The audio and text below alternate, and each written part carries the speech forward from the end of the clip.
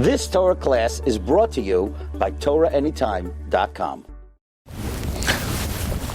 Okay, everyone, it's a very great schus. You know, we mentioned from the Arizal that when you could go to a Kever that many people are not familiar with or don't have access to, one could accomplish more.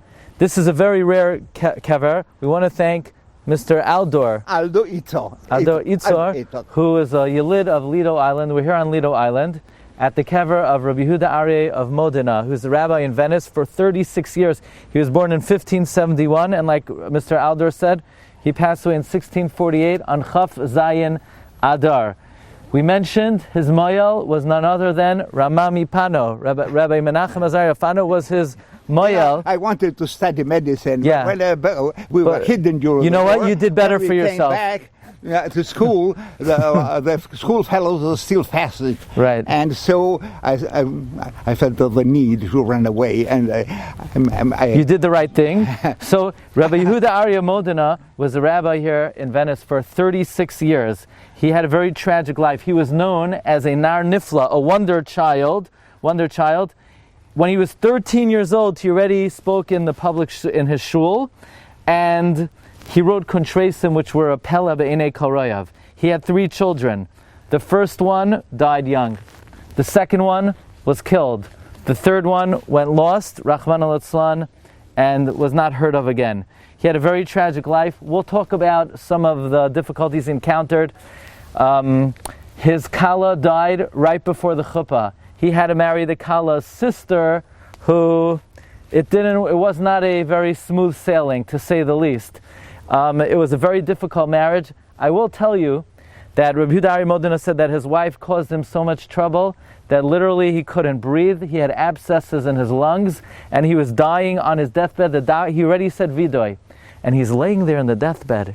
He's laying there, and he's laying there, and the days are passing, and the weeks are passing, and the months are passing, and he couldn't take it anymore. He couldn't take dying anymore. He got bored of dying. So he said, you know what? Enough with the dying already. I might as well get out of bed. And he got out of bed and he continued with his life. And by the way, that's a very important lesson. Many people enjoy wallowing in self-misery. And at a certain point in time you say, enough already. What's it doing for you? Get up and get your life together. That's Rabbi Yehuda Aryeh of Modena. Good. We're going to speak about the inyan that Mr. Aldo mentioned, but not over here. I want to tell you, Rabbi Yehuda Aryeh Modena was a man of many trades, except for he couldn't make a living. So I'm going to read to you from his autobiography of the various careers he had. He taught Talmidim Yehudim, Jewish students, Talmidim Goyim, Gentile students, Limud Ksiva, he taught writing, Drush. He wrote drushos for other people. If you needed a drush, it's better than AI. You would hire Yehuda Aryeh Modena. Chazonos, Safros, Psak Halacha, he was a Rosh Hashiva, music, Shiurim, sonnets, Lechaber Kodamii. You know what he did? He wrote comedy. Lelamedosam, he was a director, he was a producer, he wrote shtaros, he wrote tragedy, he wrote kameos, he wrote skulos. You needed a job, Yehuda Aryeh Modena is your man. He could do anything. The only thing was, he couldn't make a living, which brought to a very difficult chapter in his own life, which was the subject of being Mesachik B'Kuvya.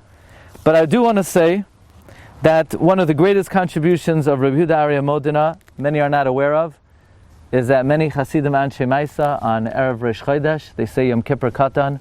Yom Kippur Katan was written by Rabbi Yehuda Aryeh of Modena.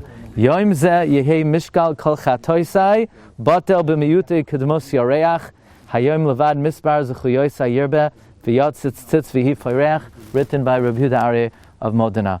Let me read to you what he wrote in his tzava. Probably Rabbi Yehuda Aryeh Modena was the most colorful of all the Gedolei Yisrael who ever lived. He actually is on the official list of Gedolei Yisrael in the Chidashei Magdalim. He says, let me tell you one thing. At my levaya, lo yarbu v'lo yarichu b'shem shavach. Cut to the chase. Don't praise me so much. Just say one thing.